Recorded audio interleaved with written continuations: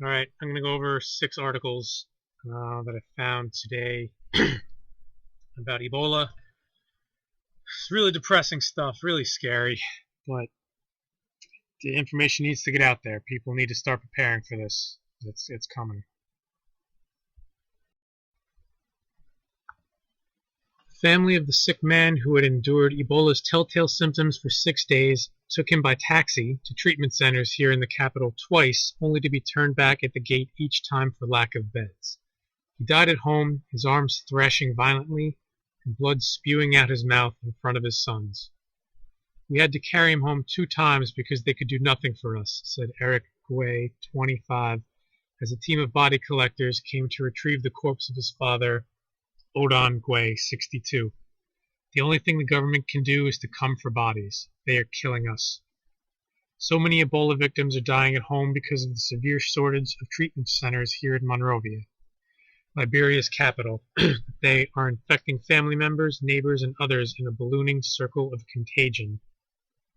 Only 18% of Ebola patients in Liberia are being cared for in hospitals or other settings that reduce the risk of transmission by isolating them from the rest of the population, according to the CDC. Unless that rate reaches 70%, the center predicted this week Ebola cases will keep soaring.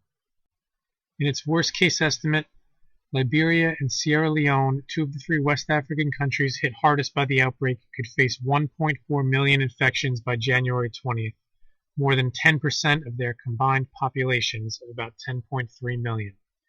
So they're basing that worst case on a 70% isolation rate, when the real number is 18%. So you can see how that worst case is not even close to what's really happening.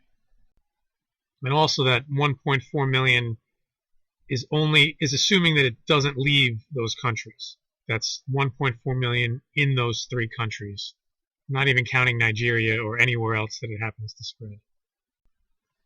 In the coming weeks, the United States military will try to overhaul the fight against Ebola in Liberia. The numbers are all wrong. The 3,000-strong American mission will not treat patients, but will build as many as 17 treatment centers with a total of 1,700 beds, and try to train 500 health workers a week. But building the centers is expected to take weeks, and it's unclear who will run them, especially since the disease has decimated Liberia's already weak healthcare system, and the fear of Ebola has long kept many international aid workers away.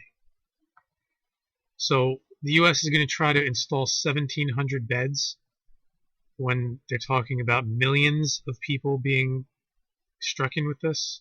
It's just too little too late, guys. A new 120-bed treatment center, Island Clinic, operated by Liberian health workers under the WHO, opened here on Sunday, bringing Liberia's total beds to 450.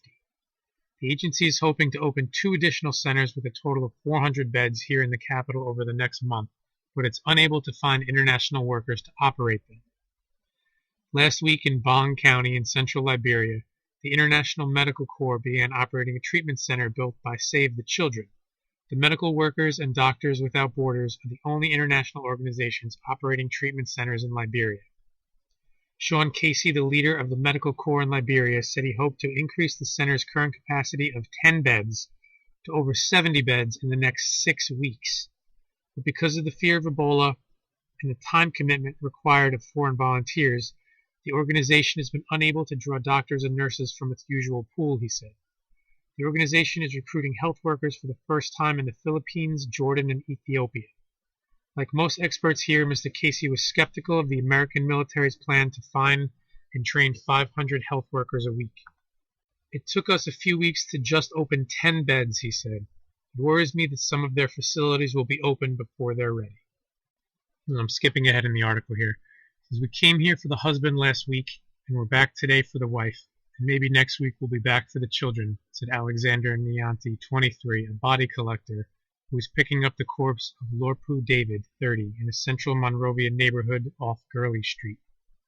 A week earlier, his team visited the same house to retrieve the body of her husband, Sam David, the first Ebola death in that community. The couple shared one room with their 2 children and the wife's younger sister.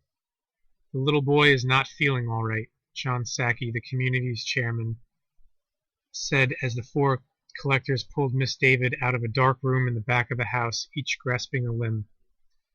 Others from the community may have been exposed. Teddy Mormo, 36, the husband's nephew, said he had taken the ailing Mrs. David to an Ebola treatment center, riding in the front passenger seat of a taxi as Mrs. David shared the back with her 2 children and sister. Turned away because of a lack of beds, they took the taxi back to Gurley Street, but Miss David slipped and hit her chin on a rocky path leading to her house. A neighbor carried her home, where she died immediately. In front of the gate at the John F. Kennedy Memorial Center maternity ward, the pregnant woman lay dead in the back seat of the taxi. She had died during labor and did not suffer from Ebola, her family insisted. A hospital worker said the woman had been bleeding from her mouth, so she had been turned away from the maternity ward. When the body collectors finally opened the taxi door, they found she had vomited blood. In the Matadi neighborhood, community leaders, including a member of the local Ebola task force, said emphatically that another death of a 24-year-old man had resulted from epilepsy. But again, the body collectors found blood coming from his mouth, more evidence of the virus. In a neighborhood called PHP, community leaders who had gathered in a mosque explained that a 75-year-old woman had died of a stroke. Absolutely no Ebola, they said. The leader of a team of body collectors nodded. But as the team went to pick up the body from a dark room, Mr. Koyavan said that he had picked up the woman's daughter and nephew from the same room in the past month. They're trying to cover it up. It's our 3rd time here. All right, second article. Mortality rate climbing. Ebola virologist claims outbreak could lead to the complete breakdown of society. In a grim assessment of the Ebola epidemic, researchers say the deadly virus threatens to become endemic to West Africa, instead of eventually disappearing from humans. The current epidemiologic outlook is bleak, wrote a panel of more than 60 WHO experts in a study published Tuesday by the New England Journal of Medicine. We must therefore face the possibility that Ebola virus disease will become endemic among the human population of West Africa, a prospect that has never previously been contemplated. When a virus is slow to mutate, as Ebola appears to be, the pathogen steadily wanes as the number of people who have developed immunity increases. With proper controls, experts say, the virus could find it increasingly difficult to spread among the population until it eventually disappeared from humans and survived only in so-called animal reservoir, which is believed to be a fruit bat. In this case, however, epidemiologists fear that the virus could continue to linger in small pockets, extending its life in humans and potentially mutating in a way that makes fighting it more difficult. The majority of patients stricken by Ebola are 15 to 44 years old, with men and women suffering at nearly equal rates, according to researchers. The case fatality rate, based on confirmed cases only, is 70.8%, with a slightly lower chance of death, 64.3%, for those admitted to a hospital. New figures suggest 70% of those infected with Ebola in West Africa have died, higher than previously reported, says the WHO. And there was also a Bloomberg Businessweek article, mostly about ZMapp and how it took so long to get approved and the bureaucracy of government. But this was their cover this week. And in the article, they had this disgusting photo.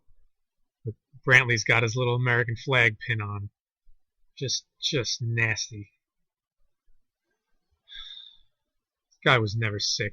He's just an actor. He's the crisis actor. We see through your lies. Talking to the head puppet in charge. This is from Mother Jones, Life at the Epicenter of the Ebola Outbreak. The outbreak has crippled Liberia's economy. Its neighbors have sealed their borders and shipping has all but ceased, causing food and gas prices to skyrocket. Schools and businesses have closed down, and the country's already meager healthcare system has been taxed to the breaking point. Meanwhile, as panic grips the country, crime has risen steadily, and some reports suggest that Liberia's security forces are among the perpetrators. To get a picture of how dire the situation is on the ground, we got in touch with Abel Wellween, a journalist and researcher who lives outside of Monrovia.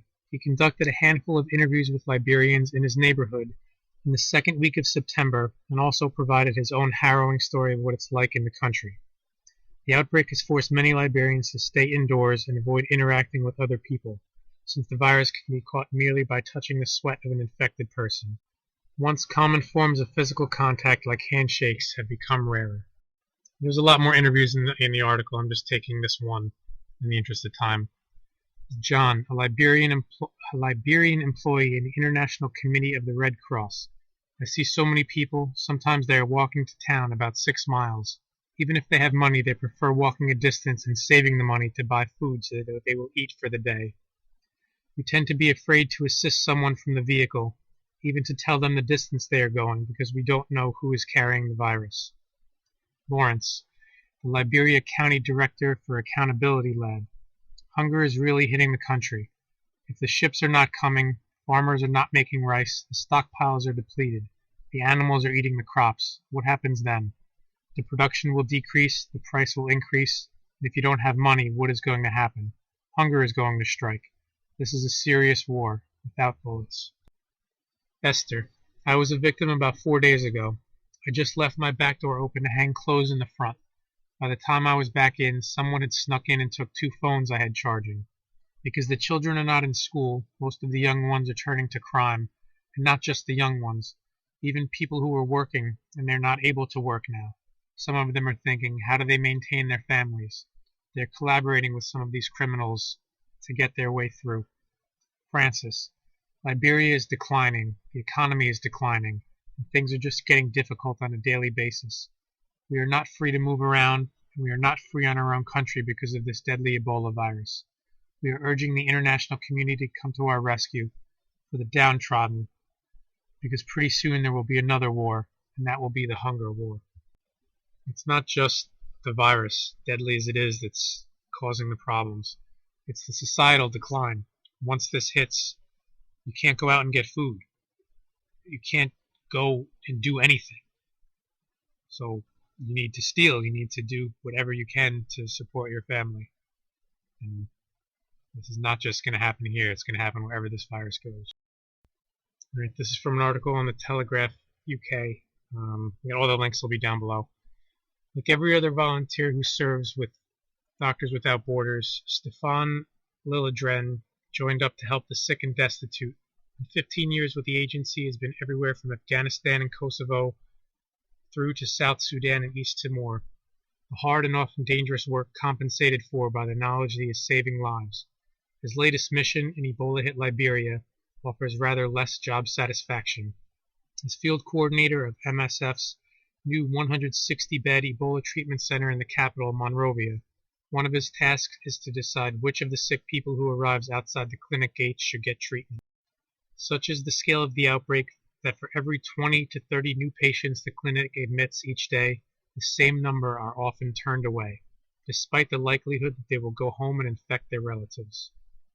This is by far the most difficult challenge that I've ever faced, the 44-year-old Swede told the Telegraph during a brief break from his work in the sweltering humidity of Liberia's monsoon season.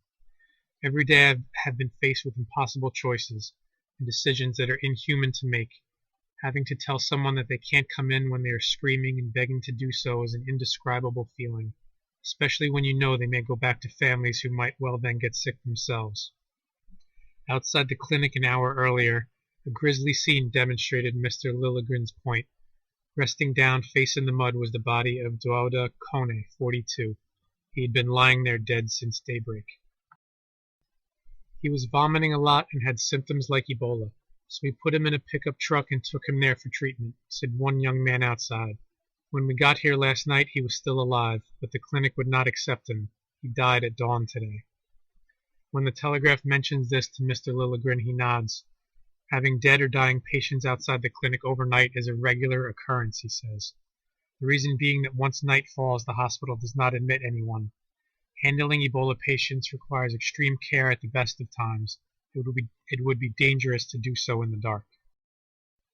The task of removing Mr. Kone's body falls to Stephen Rowden, a British MSF volunteer from Danbury, Essex, who leads a team in charge of the safe removal of corpses which are sprayed with chlorine-based disinfectant first. When I started, it was maybe a body every 2 days. Now it is daily and sometimes up to 5 a day, said Mr. Rowden, 55. I've never seen this amount of bodies before. It sounds callous, but you just have to switch off emotionally. No amount of switching off, though, spares the MSF staff from the wider scale of the fatalities around them. The clinic, one of 3 now operating in Monrovia, has seen 350 deaths in the last month alone. Since all infected bodies have to be burned, the casualties have exceeded the abilities of Monrovia's local crematorium to cope. MSF had to import an incinerator from Europe, normally used for livestock, to assist. In another section of their hospital, patients who have tested positive but are not yet acutely ill congregate in an open-air living room where they can chat to each other, do exercises, and play board games. One patient, Fufi Sharif, 54, tells how he became infected after attending the funeral of his brother who died recently. We did not touch my brother's body during the burial.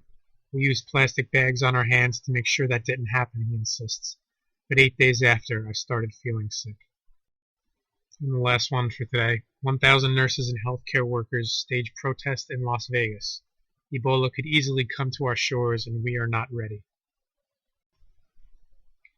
Hundreds of nurses have staged a protest rally in Las Vegas, Nevada, warning that U.S. hospitals aren't ready for an Ebola outbreak and demanding more action by authorities against a possible epidemic in the U.S.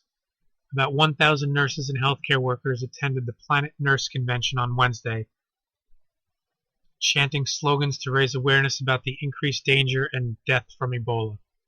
The protesters highlighted the lack of training, equipment, and isolation rooms where suspected Ebola-infected patients in the U.S. could be quarantined.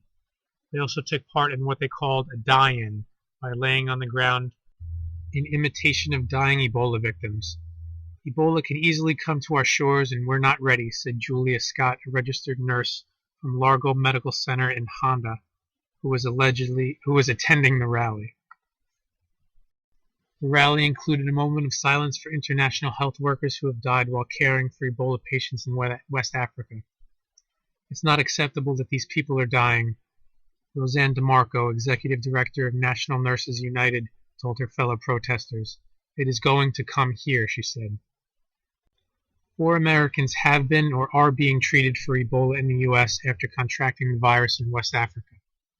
Biosafety experts say U.S. hospitals do not have the means to properly dispose of medical waste contaminated with Ebola, which will jeopardize the safety of communities. According to infectious disease experts, waste management companies are refusing to take any soiled sheets or protective gear that might be contaminated with the virus, Reuters reported on Wednesday. The waste companies have cited U.S. federal regulations that require Ebola-related waste to be handled in special packaging by people with hazardous materials trained. So again, none of this is good news.